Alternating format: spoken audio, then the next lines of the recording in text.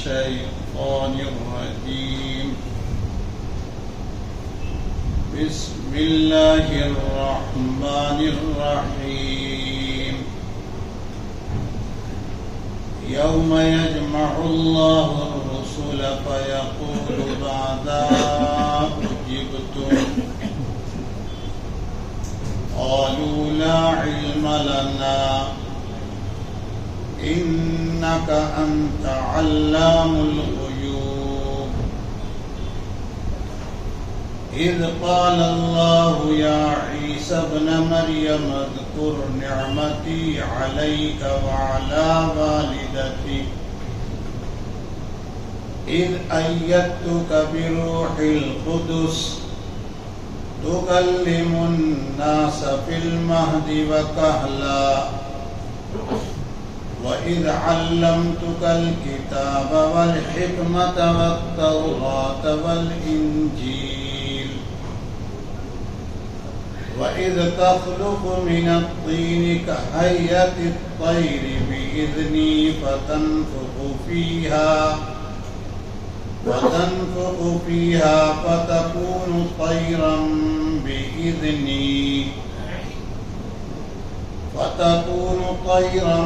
بإذني وتبرئ الأكمه والأبرص بإذني وإذ تخرج الموتى بإذني وإذ كففت بني إسرائيل عنك إذ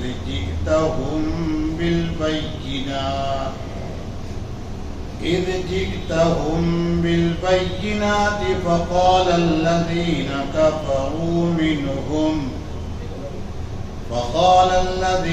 كفروا منهم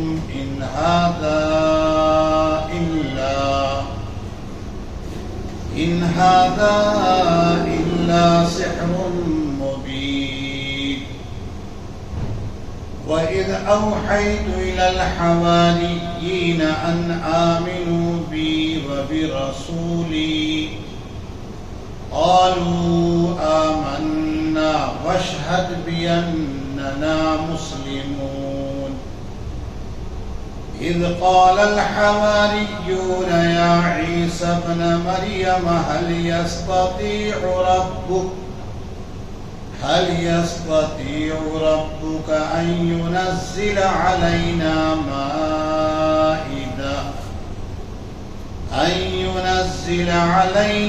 مائدة من السماء قال اتقوا الله إن كنتم مؤمنين قالوا نريد أن نأكل منها وتطمئن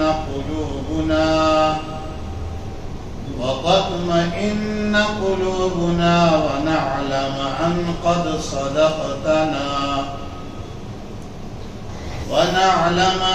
قد صدقتنا ونكون عليها من الشاهدين قال عيسى ابن مريم اللهم ربنا أنزل علينا مائدة من السماء تكون لنا عيدا لأولنا وآخرنا وآية منك وارزقنا وأنت خير الرازقين صدق الله العظيم. آپ کے سامنے پارہ نمبر 7 سورت نمبر 5 سورت المائدہ کی آیت نمبر 109 سے 114 تک تلاوت ہوئی ہے. پروردگار عالم کا ارشاد ہے یوم یجمع اللہ الرسول، جس دن اللہ پیغمبروں کو جمع کریں گے. وَيَقُولُ، پھر فرمائیں گے ماذا اجبتم، تم کو کیا جواب ملا تھا؟ قالوا، وہ کہیں گے لا علم لنا، ہمیں کچھ نہیں معلوم، انک انت علام الغیوب، یقیناً آپ ہی چھپی ہوئی باتوں کو بھی خوب جاننے والے ہیں۔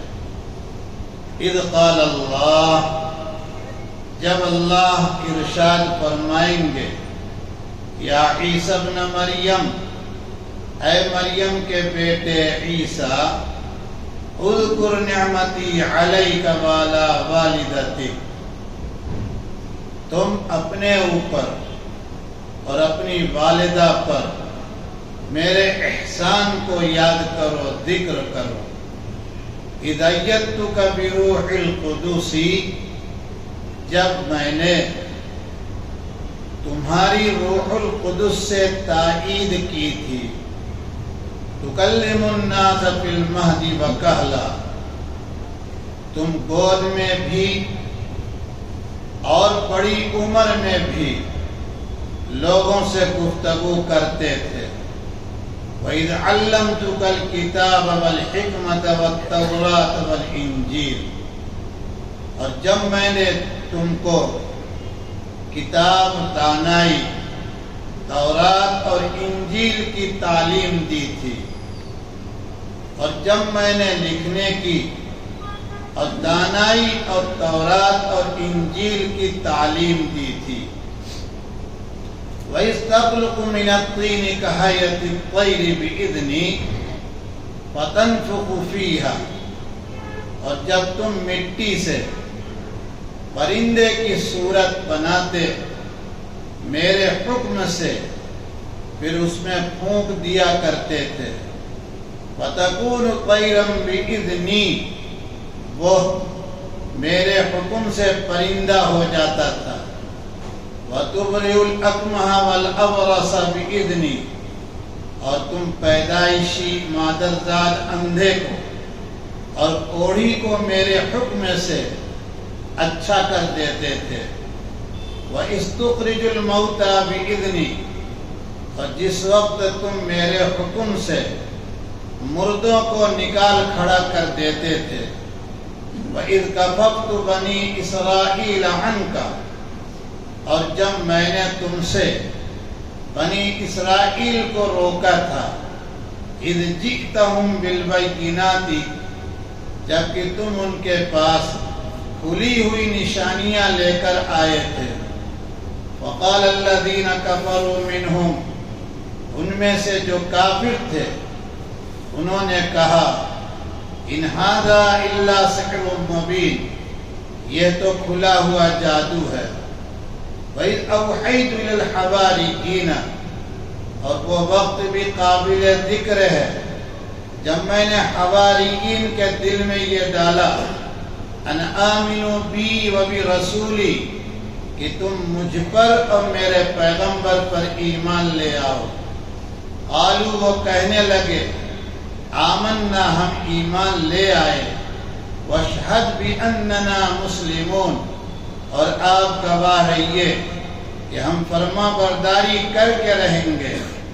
اذ قال الحواریون، وہ بات بھی قابل ذکر ہے جب حواریین نے کہا یا عیسی ابن مریم، اے مریم کے بیٹے عیسیٰ، هل یستطیع ربک، کیا آپ کا پروردگار ایسا کرے ان ينزل علینا مائدۃ من السماء، کہ ہمارے اوپر آسمان سے ایک خوان اتار دے۔ قال، فرمایا اتقوا اللہ ان کنتم مؤمنین، اگر تم ایمان والے ہو تو اللہ سے ڈرو۔ قالوا، وہ کہنے لگے نرید ان نأکل منہا، ہم تو صرف یہ چاہتے ہیں کہ اس میں سے کھا لیں۔ وَتَطْمَئِنَّ قُلُوبُنَا، اور ہمارے دل کو اطمینان ہو جائے۔ وَنَعْلَمَ أَنْ قَدْ صَدَقْتَنَا، اور ہم یہ جان لیں کہ ہم نے آپ کی تصدیق کی ہے، وَنَكُونَ عَلَيْهَا مِنَ الشَّاهِدِينَ، اور ہم اس پر گواہ رہیں گے۔ قال عیسیٰ ابن مریم کے بیٹے عیسیٰ نے فرمایا، اللہم اے اللہ، ربنا اے ہمارے پروردگار، انزل علینا مائدۃ من السماء، ہمارے اوپر آسمان سے ایک بھرا ہوا خوان اتار دیجئے، تکون لنا عیدا لاولنا وآخرنا، تاکہ وہ ہمارے پہلے اور بعد والوں کے لیے عید بن جائے، وآیۃ منک، اور آپ کی طرف سے ایک انوکھی بڑی نشانی ہو جائے، وارزقنا، اور ہمیں روزی عطا فرما دیجئے، وانت خیر الرازقین، اور آپ ہی بہترین روزی دینے والے ہیں۔ امام راضی رحمۃ اللہ علیہ بڑے مفسر ہیں، ان کی کتاب مشہور ہے کئی جلدوں میں، تفسیر کبیر، اس میں انہوں نے تحریر فرمایا ہے کہ اللہ تعالیٰ نے اپنے کلام میں ایک خاص اسلوب یعنی طریقہ بیان فرمایا ہے۔ وہ خاص اسلوب اور طریقہ یہ ہے کہ اللہ تعالیٰ اپنے کلام میں بندوں کی ہدایت کے لیے جب قانون مسلسل بیان کرتے ہیں اور کئی اہم قانون کی تعلیم دیتے ہیں، مثلا 7واں پارہ شروع ہوا، پہلے رکوع میں اللہ تعالیٰ نے ارشاد فرمایا کہ حلال چیزوں کو حرام مت قرار دو، زیادتی مت کرو، زیادتی یعنی میرے قانون کو توڑے گا جو، اللہ اس کو پسند نہیں کرے گا۔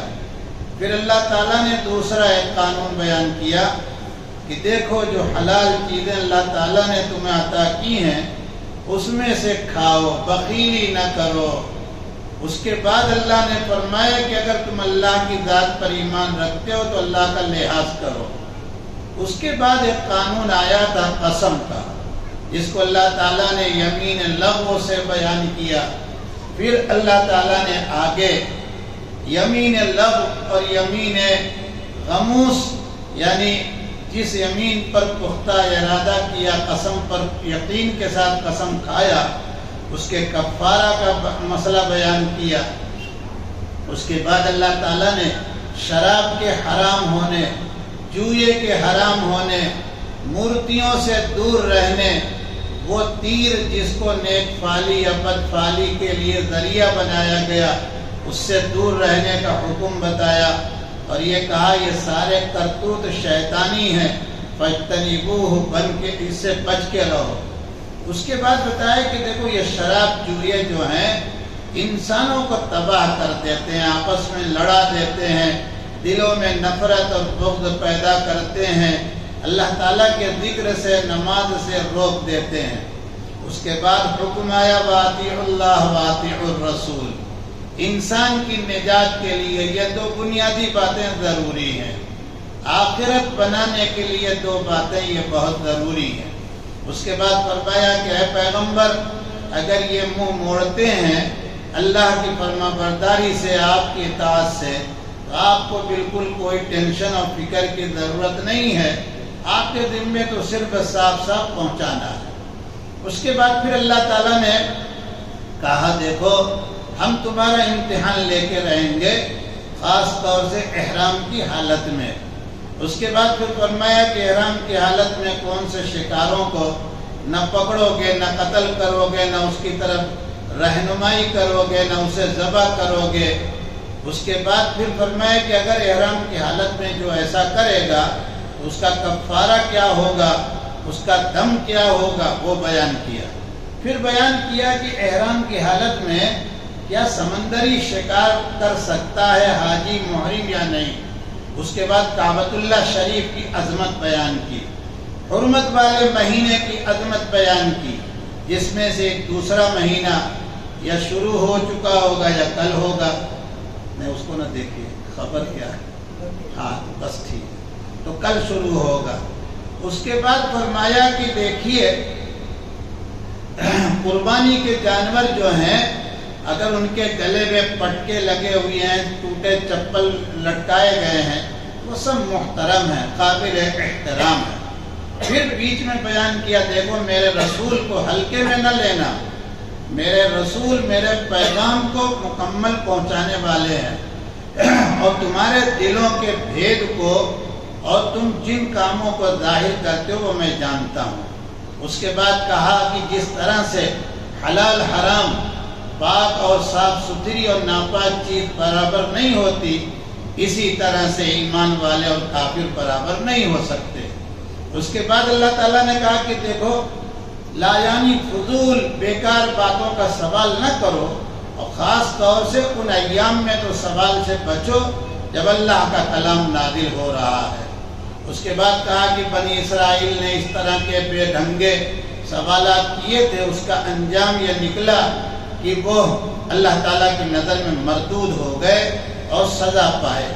اس کے بعد اللہ تعالیٰ نے بیان کیا کہ کون کون سے جانور میرے نالائق بندوں نے محترم قرار دیا ہے، حالانکہ وہ میری طرف سے اس طرح کے شرعی طور پر ان کو کوئی مقام ملا نہیں ہے، جیسے مندروں پر اور اسی طرح سے مٹھوں پر اور اسی طرح سے اور بھی جگہوں پر جو جانور چڑھائے جاتے ہیں ان کے نام پر چھوڑے جاتے ہیں، یہ ساری چیزیں مشرکانہ ہیں، ان سے بچنے کی ضرورت ہے۔ اس کے بعد بتایا کہ نافرمان بندوں کا ایک حال یہ بھی ہے کہ جب ان سے کہا جاتا ہے کہ اللہ اور رسول کی طرف آؤ، تو بجائے اس کے کہ وہ سمجھنے کے وہ یوں کہتے ہیں نہ، جن رسوم پر، جن عادات پر، جن اعمال پر ہم نے اپنے باپ دادا کو پایا دیکھا وہی ہم کریں گے۔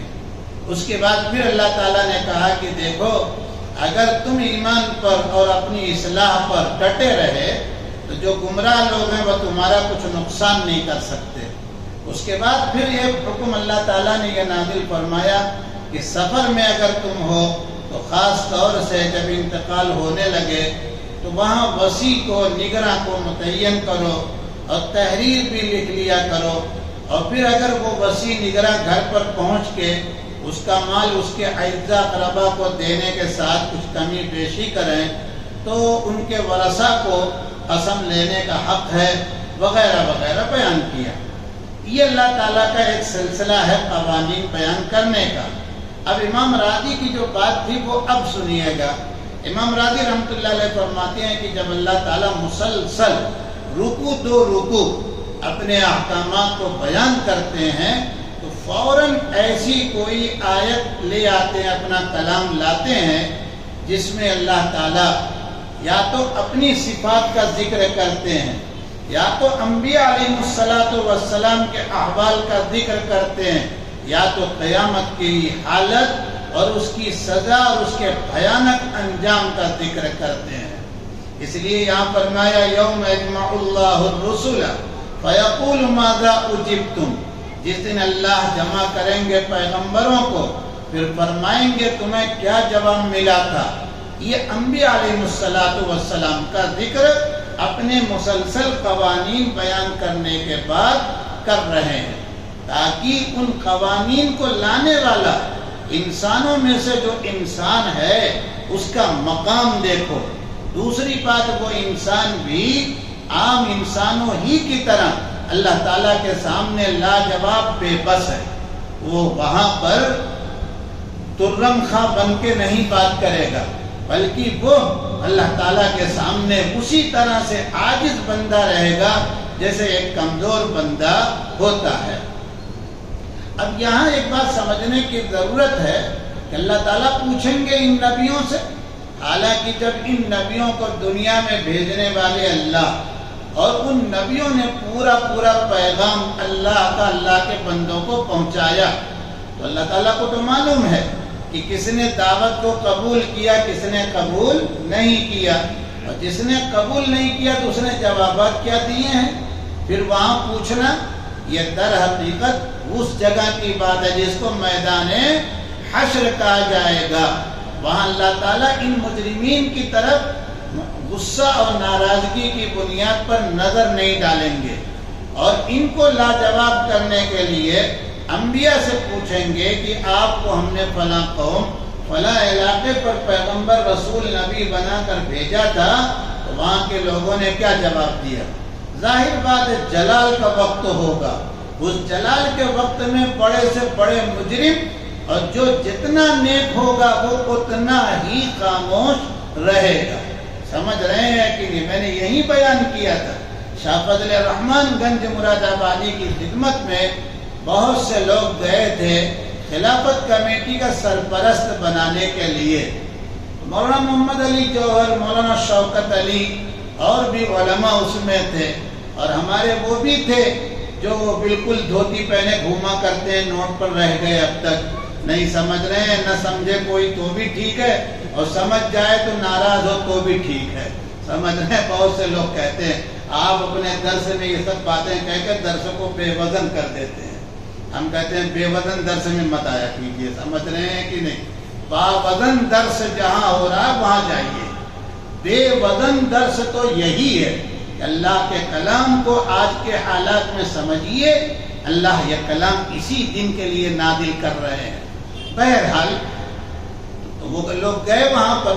اب جب حضرت کے سامنے بات رکھی، حضرت تو ویسے ہی صاحب کشف آدمی اور انتہائی قدر محدث بڑے وغیرہ وغیرہ، بہرحال سن لیا۔ سننے کے بعد جب ناراض ہو کے کہا کہ میں ہی ملا تھا دھوکہ دینے کے لیے، خاص طور سے انہی سے کہا جو دھوتی پہنے ہوئے ہیں، کھلا بدن ہے، اور کہتے ہیں انہوں نے اس پر کہا تو ناراض ہو گئے حضرت کہ ہم صبح یعنی تہجد کی ٹائم اٹھ کے سورہ فاتحہ کو ترجمے کے ساتھ اتنی مرتبہ پڑھتے ہیں اور اتنی درود پڑھ دیتے ہیں۔ تو حضرت نے کہا میں ہی ملا تھا آپ کو دھوکہ دینے کے لیے، اتنا سب کرتے ہیں آپ، لیکن اتنا چھوٹا سے کلمہ لا الہ الا اللہ محمد الرسول اللہ نہیں کہہ سکے آپ؟ اور یہ کہہ کے جب غصہ ہوئے اور جلال ان کا بھڑکا، حضرت مولانا محمد علی جوہر جو کہہ رہے وہی سن لیجئے، بس بات ختم ہو جائے مختصراً، کہ میں تو جلدی سے پیچھے کھسک کے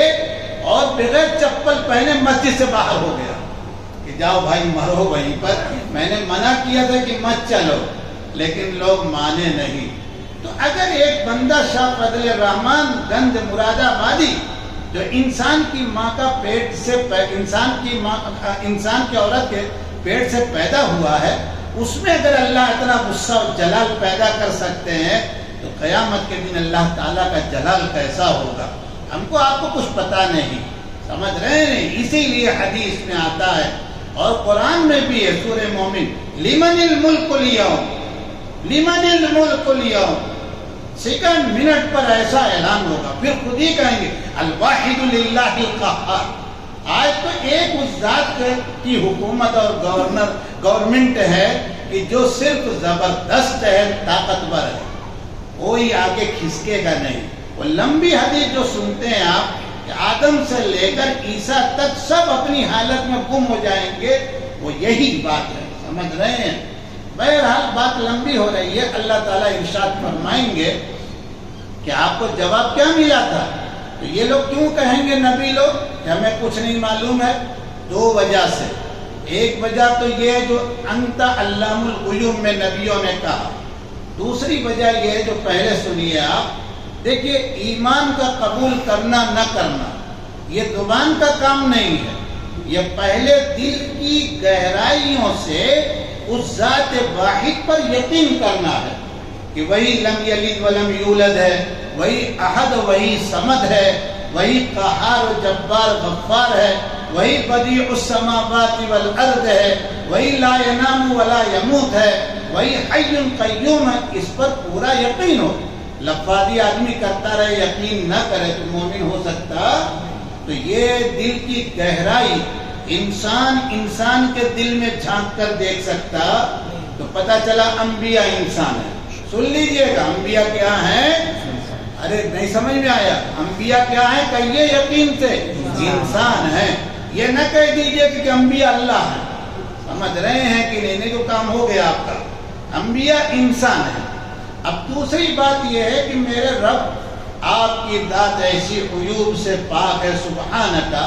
آپ سوال ہم کمزوروں سے کر رہے ہیں، آپ تو چھپے ہوئے بھید کو، راز کو آپ جانتے ہیں، آپ کے سوا کوئی جانتا انک انت علام الغیوب۔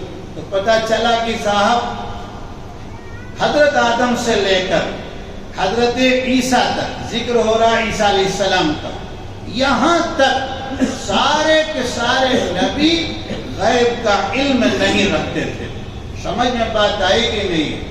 اب جب حضور آئیں گے، اخیر میں آئے خاتم النبیین بن کے، تو جو ڈگری آدم سے عیسیٰ تک سارے پیغمبر کو ملی ہے وہ آپ کو مل کے رہے گی۔ لہذا پتہ چلا کہ آدم سے عیسیٰ تک سارے پیغمبر غیب کا علم نہیں رکھتے تھے، تو آپ صلی اللہ علیہ وسلم بھی غیب کا علم رکھتے نہیں۔ بات ختم ہو گئی۔ اس کے بعد سبق اب آگے بڑھا، آیت نمبر 110 اور یہاں سے 118 14 تک تلاوت ترجمہ پیش ہوا ہے۔ باقی انشاءاللہ زندگی رہی تو کل، نہیں سمجھ رہے ہیں تو 15 16 17 18 یہ 4 آیت جب کل آئے گی تو یہ پورا چیپٹر پورا ہوگا۔ وہ کیا ہوگا؟ عیسائی بڑے بے شرم، انتہائی گمراہ، وہ اسی بات پر اپنی گمراہی پر دیہاتی زبان میں کہوں کھوٹا گاڑ کے بیٹھے ہیں کہ عیسیٰ عیسیٰ نہیں ہے، یعنی کسی انسانی عورت کے بیٹے نہیں ہیں، بلکہ عیسیٰ هو اللہ، نعوذ باللہ، عیسیٰ اللہ ہی کا حلول کیے ہوئے ہیں۔ عیسیٰ اور ان کی ماں یہ اللہ ہیں۔ اللہ تعالیٰ نے عیسائیوں کے اس دعوے کا جواب مانگ رہے ہیں میدان حشر میں، اور عیسائی اس بات کے لیے بڑے دغاباز بے شرم ہیں، کہتے ہیں کہ یسوع نے ہمیں یہی کہا کہ ہم کو عین اللہ کہو، ہمیں اصل اللہ کہو، اور میری ماں کو بھی اللہ کی ذات میں شامل کرو۔ تو گویا کہ بات کیا نکلی، سنیے گا ایک لفظ میں، نعوذ باللہ نعوذ باللہ۔ عیسیٰ نے سارے عیسائیوں کو قصبہ ناصرہ میں فلسطین میں یہی تعلیم دی تھی کہ مجھ کو اور میری ماں کو اللہ بنا کے رہو۔ اب اللہ تعالیٰ پوچھیں گے میدان حشر میں، اذ قال اللہ یا عیسیٰ، وَإِذْ قَالَ اللَّهُ يَا عِيسَى ابْنَ مَرْيَمَ أَأَنْتَ قُلْتَ لِلنَّاسِ اتَّخِذُونِي وَأُمِّيَ إِلَٰهَيْنِ مِن دُونِ اللَّهِ۔ عیسیٰ کیا لوگوں سے آپ نے یہی تعلیم دی، یہی کہا تھا کہ مجھے یعنی عیسیٰ کو اور میری ماں یعنی مریم کو دو معبود، دو اللہ کو چھوڑ کر بنا لو؟ اب عیسیٰ علیہ السلام کیا جواب دیں گے یہ کل ہم پڑھیں گے۔ اللہ تعالیٰ یہ سوال کرنے سے پہلے میدان حشر میں عیسیٰ علیہ السلام کو کھڑا کر کے اور کہیں گے کہ عیسیٰ، ہم نے تمہارے اوپر، تمہاری ماں کے اوپر جو بڑے بڑے انعامات کیے ہیں ان کا ذکر کرو، بیان کرو یہاں پر۔ عیسیٰ علیہ السلام اپنے اوپر، اپنی ماں کے اوپر اللہ تعالیٰ کے انعامات کا سلسلہ ذکر کی صورت میں، بیان کی صورت میں وہاں بیان کریں گے، بتائیں گے کیا کیا اللہ نے مجھ پر، میری ماں پر احسانات کیے ہیں۔ یہاں پر اکثر وہ معجزات ہیں پہلے جو آج ترجمے میں آئے ہیں، جو تیسرے پارے میں آپ نے ترجمے کے ساتھ پڑھ لیا، سن لیا، اس لیے ان معجزات کی وضاحت ہم نہیں کر رہے ہیں۔ البتہ ایک نقطہ یہ یاد رکھیے، یہاں پر بِإِذْنِ اللہ تعالیٰ کہتے ہیں میرے حکم سے، اور وہاں کہہ رہے ہیں بِإِذْنِ اللہ، اللہ کے حکم سے۔ الفاظ میں اتنا فرق ہے، عربی نہیں پڑھی ہم نے، کوئی بات نہیں، سمجھ جائیں گے۔ بِإِذْنِ میرا آدیش ہے، میرا حکم ہے، اپنی طرف انگلی کر رہے ہیں، یہ صرف حق اللہ کو۔ بِإِذْنِ اللہ، اللہ تعالیٰ جانتے ہیں کہ جو نافرمان کہے جاتے ہیں، 300 کروڑ سے زیادہ میرے شریک پارٹنر بنائے ہیں، وہ بھی مجھ کو اللہ کے بجائے ایشور کہتے ہیں، وہ بھی مجھ کو اللہ کے بجائے گاڈ کہتے ہیں، وہ بھی مجھ کو اللہ کے لفظ کے بجائے महात्मा कहते हैं, तो चाहे अल्फाज की कितना भी तोड़ मरोड़ करें, सब जानते हैं कि मेरे सिवा कोई सुपर पावर ताकत रखने वाली जात है ही नहीं। इसलिए दोनों बात अल्लाह ताला ने बयान की, चाहे तुम अल्लाह कहो और चाहे बिइज़्नी मेरा हुक्म कहो, ये सारे मौजज़ात देने वाली जात किसकी है? मेरी, यानी अल्लाह की है। दो बात यहाँ याद आई है मुफस्सिरीन की तहरीर की रोशनी में, वो सुनिएगा। एक बात तो ये कितने बड़े बड़े मौजज़ात कि मिट्टी ली और टेढ़ा मेढ़ा करके उसमें हज़रत ईसा फूंक मारते हैं और यूं करके फेंकते हैं तो परिंदा बन के उड़ रहा है। पता चला कि इन मौजज़ात में ईसा अलैहिस्सलाम को कोई कुदरत नहीं है, उनको कोई इख्तियार नहीं है, बस अल्लाह के हुक्म पर मिट्टी हाथ में उठा रहे हैं और उसको टेढ़ा मेढ़ा कर रहे हैं। बाकी पूरी ताकत डालने वाली जात किसकी है? अल्लाह ताला की है। यही ईसा अलैहिस्सलाम है कि जब बनी इसराइल इनको कत्ल करने के लिए और इनको मारने के लिए मुकदमा और केस कर रहे हैं रूमी सल्तनत के बादशाह के सामने, ईसा अलैहिस्सलाम खुद जवाब दे पा रहे नहीं है। लेकिन यही ईसा है कि जब इन पर हमला करना चाहते हैं वो, तो दूर से भाग जाते हैं। क्यों? इज़ अय्यदतुका बिरूहिल कुदुसी, कि मैंने तुम्हारी रूहुल कुदुस यानी जिब्राइल के जरिए ताईद की है। मैं पहले तीसरे पारे में अर्ज कर चुका हूँ, सारे अंबिया के दाएं बाएं आगे पीछे बार बार, और जितना इमामुल अंबिया के पास आए जिब्राइल, उतना किसी पैगंबर के पास आए, लेकिन जिब्रील अलैहिस्सलाम ईसा अलैहिस्सलाम के साथ बिल्कुल थर्ड क्लास जुबान में अर्ज करूं, साइडो बन के रहा करते थे। क्लाशिन कोप नहीं रहती थी, लेकिन वो इस शक्ल में रहते थे कि अगर बनी इसराइल का मुकद्दर खराब ना होता, अगर वो अपनी मौत मरना चाहते तो अगर सब आ जाते सारे यहूदी, तो जिब्रील अलैहिस्सलाम बिइज़्निल्लाह अल्लाह के हुक्म से अपने पर के नोक से इन सब को तबाह कर देते।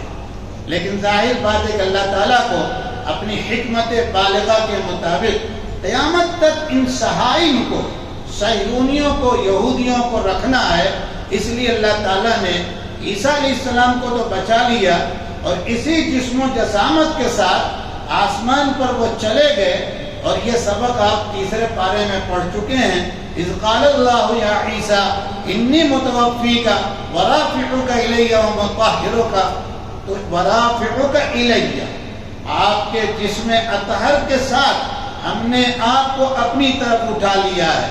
लिहाजा मैं उस वक्त भी कहा, आज भी फिर कहता हूँ कि कोई झूठा आकर ये कहे कि ईसा की कब्र कश्मीर में है, तो आप ये कह दीजिए तुम्हारी कब्र का वजूद ही नहीं है। ईसा की कब्र का इल्म तो तुम्हें मिला है, कहाँ है? कश्मीर में है, लेकिन तुम्हारी कब्र का कोई वजूद नहीं है। इतना बड़ा झूठ, ये अंग्रेज पॉलिसी है।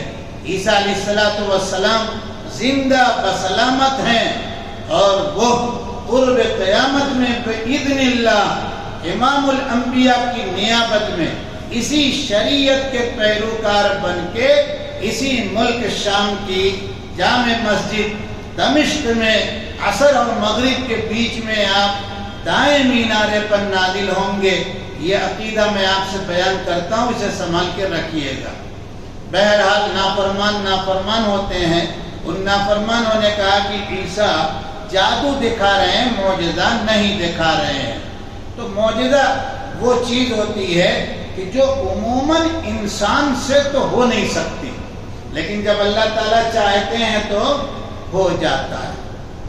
पानी नहीं है, पूरे काफिले में पानी नहीं है, परेशान हैं लोग वजू से ज्यादा पीने के लिए, नहीं समझ रहे हैं।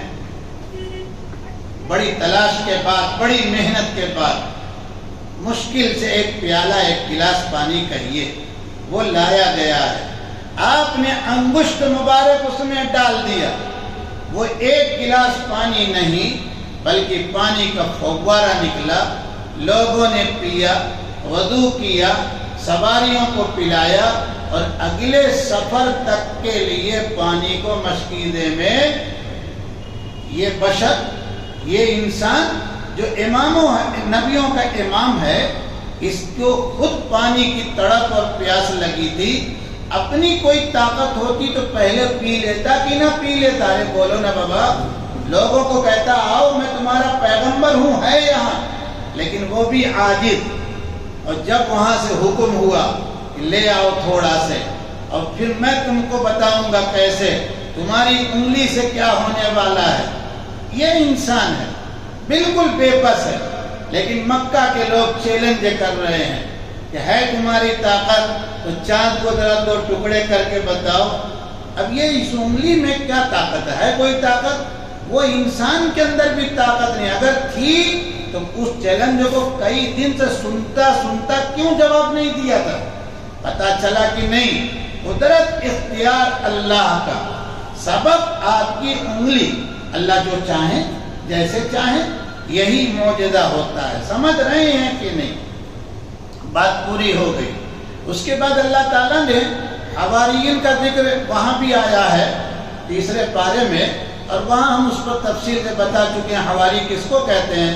اس کا مطلب صرف اتنا یاد رکھیے گا، امام الانبیاء پر ایمان کی حالت میں ایمان لا کر، ان آنکھوں سے دیکھ کر، اور پھر ایمان کی حالت میں ہی دنیا سے چلے گئے جو لوگ، جیسے وہ صحابی کہے جاتے ہیں، اسی طرح عیسیٰ علیہ السلام پر ایمان لانے والوں کو حواری کہا جاتا ہے۔ اللہ تعالیٰ نے حکم دیا مجھ پر، میرے پیغمبر پہ ایمان لے آؤ، انہوں نے کہا ہم ایمان لے آئے۔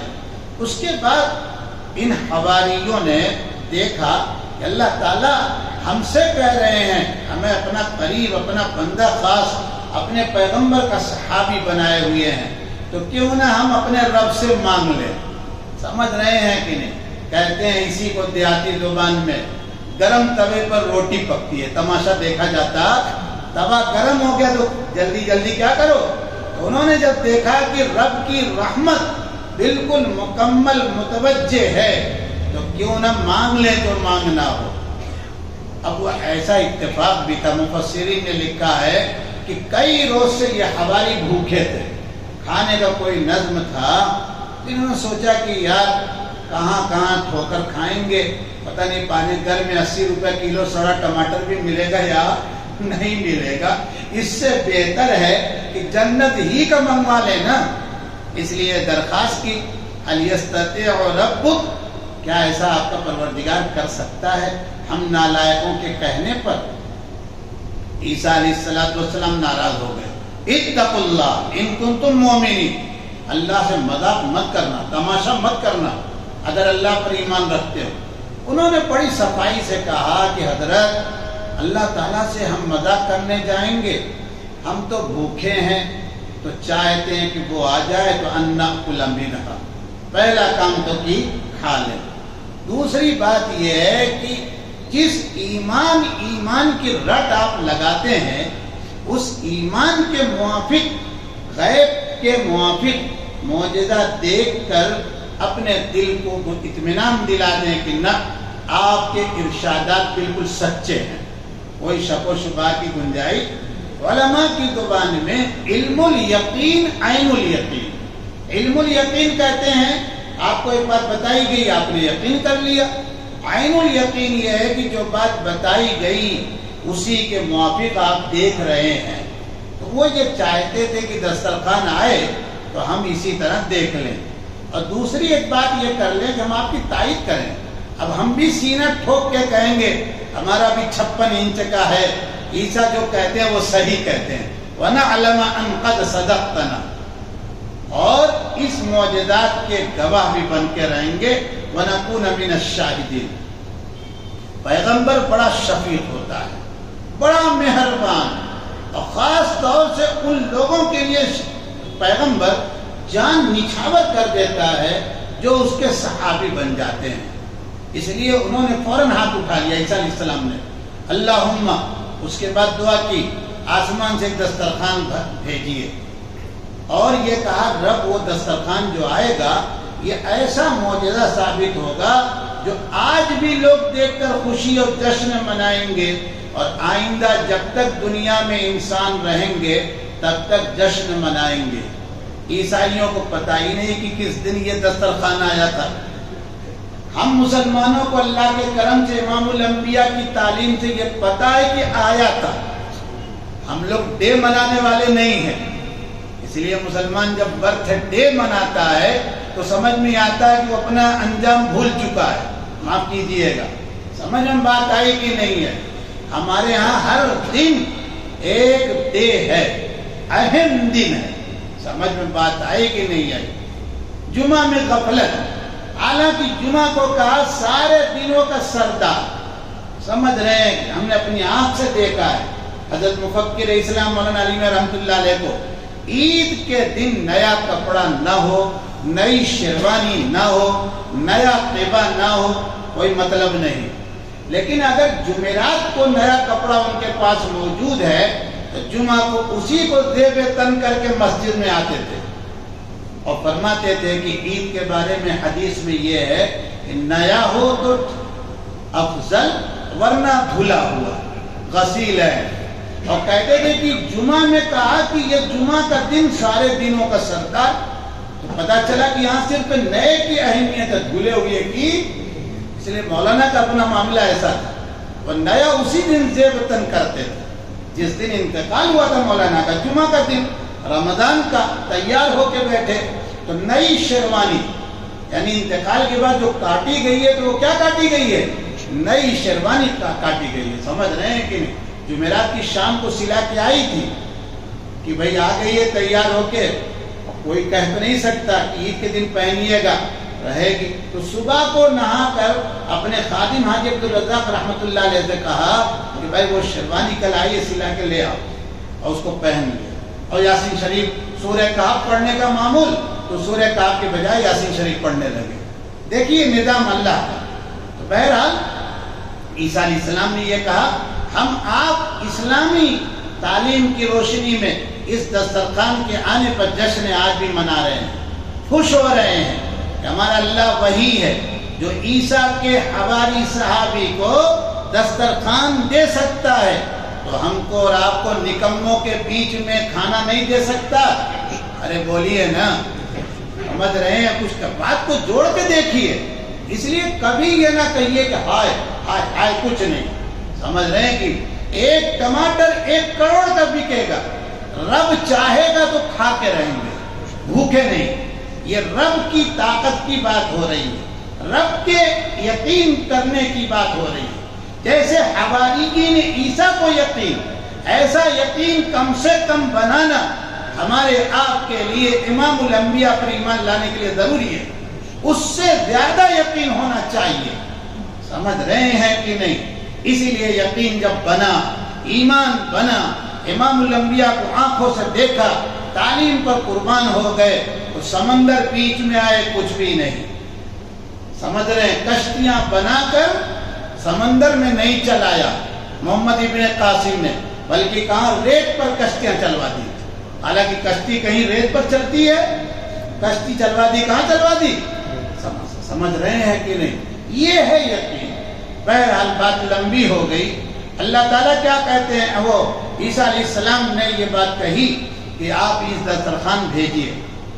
اس کے بعد تعریفی 2 جملے کہے جو سبق پورا ہو رہا ہے، وَارْزُقْنَا، اے رب روزی دیجیے۔ یہی بات کہی جا رہی ہے۔ ایمان کے ساتھ ساتھ حدیث میں جو ذکر آیا ہے کہ اگر جوتے کا تسمہ بھی ٹوٹے تو کہاں مانگنا ہے؟ اللہ تعالیٰ سے۔ یہ بات اب رہ نہیں گئی۔ سمجھ رہے ہیں کہ نہیں؟ ایک ہی بات مانگی جائے گی۔ سپریم کورٹ میں کیس ہے، وہ حل کر دیجیے۔ نماز غائب ہوگی، نماز کی توفیق نہیں مانگی گئی، اور یا تو پھر نماز اور ذکر وہ ہمیں دیجیے، باقی چیز کہاں سے لائیں گے؟ باقی چیز کے لیے سیٹنگ کریں گے۔ یہ بھی ایمان کمزور ہو گیا۔ سمجھ رہے ہیں؟ بہرحال فرمایا وَأَنْتَ خَيْرُ الرَّازِقِينَ، بہترین روزی آپ دینے والے ہیں۔ بہترین روزی۔ سارا علاقہ ناکہ بندی کر دی گیا۔ کورونا کے زمانے میں اور یہ تو بہرحال بہت پیچھے کی بات ہے. جو ابھی چیف منسٹر ہے یو پی میں، جب یہ آیا اس نے سارے سلیٹر ہاؤس بند کیے کہ نہیں؟ خبر نہیں ہے، سب بند کیے. ہمارے ندوہ میں 5000 بچوں کا کھانا آ گیا مسئلہ، لیکن مسئلہ صبح آیا شام کو حل ہو گیا. سمجھ رہے ہیں کہ نہیں؟ اللہ تعالیٰ نے بھیجا، انہی کے لوگوں کو بھیجا کہ یہ بچے ہیں، ہاسٹل ہے، تعلیم ہوتی ہے. سمجھ رہے ہیں کہ نہیں؟ آپ کا لائسنس ہم دیتے ہیں اور آپ فلاں جگہ اپنا سلیٹر ہاؤس بنوائیے. سمجھ رہے ہیں کہ حضرت مولانا نے انکار کر دیا، کہا نہیں ہم اپنے طور پہ انتظام کریں گے، لائسنس آپ کا لے لیں گے. کیونکہ ان کا سلیٹر ہاؤس لینے کا مطلب کیا تھا؟ آئندہ اگر وہ بند کر دیں تو نہیں. سمجھ رہے مولانا کی نظر، فرمایا نہیں ہم لائسنس لے لیں گے. خود لا کے ندوے میں بیٹھ کے لائسنس دے کے چلے گئے. اور ان ایام سے لے کر آج تک، حتیٰ کہ کورونا میں شہر کے بڑے حصے کو کھانا یہیں سے گیا. ہمارے مدرسوں کو معمولی نہ سمجھیے گا. ایک بات یاد آئی تو کہہ دوں آپ سے، خاص طور سے ہندوستان کے 3 بڑے مدرسوں کو اپنی فکر اور عقیدہ کے چاہے جو بھی آپ رکھیں، لیکن ان تینوں کو حقارت کی نگاہ سے نہ دیکھیے گا. دارالعلوم دیوبند کو، دارالعلوم ندوۃ العلماء کو، مظاہر کو. دارالعلوم دیوبند کا تو میں خود ہوں، خالی یہی بات کہہ کے سبق ختم کر دوں، دیر ہو گئی. بابری مسجد شہید ہوئی، آپ لوگوں کو یاد ہوگا 92 کے یہاں کے حالات. ہم اس وقت دیوبند میں دارالعلوم کے کمپاؤنڈ میں نہیں. سمجھ رہے ہیں؟ کرفو، دارالعلوم کے 3 طالب علم بھی شہید ہوئے، شہر کے اور بچے جوان شہید ہوئے. کئی کھانا نہیں. کتنے محلے ایسے تھے کہ جو کھانا دارالعلوم سے لے جاتے تھے. کیسے؟ سنیے گا. وہاں کا ایک نظام تھا اس وقت کا، اب نہیں معلوم کچھ ہے. جن طلبا کو کھانا نہ کھانا ہو لے لیں وہاں سے، تو خریدنے والے کھڑے رہتے تھے. تو غریب گھر کے لوگ آ کر یہاں سے بچوں سے کھانا خرید لیتے. اتنا سستا کہیں نہیں ملتا تھا. سمجھ رہے ہیں کہ نہیں؟ اور لے جا کے کھاتے تھے. اب کرفیو لگ گیا. خبر آئی دارالعلوم دیوبند میں، میں اپنی آنکھ کی دیکھی بات بتا رہا ہوں. اعلان ہوا کہ بھائی جن بچوں کی ہمت طاقت ہو، 1 وقت 2 وقت 3 وقت یا جب تک کرفیو ہے، وہ اپنا ٹکٹ لا کے جمع کریں. المونیم کا ٹکٹ ملتا تھا، ہمارے مولانا تائید کریں گے، وہیں کے فارغ ہیں. قاسمی ہم سے بات 8-9 سال پہلے کے ہیں، جونیئر ہیں ہمارے. ارے سینئر تو معاف کیجیے گا، انگریزی بولنے میں ایسا ہی ہو جاتا ہے. سمجھ رہے ہیں کہ ہمارے سینئر ہیں مولانا. آپ لوگ سمجھتے ہیں کوئی عام قاسمی.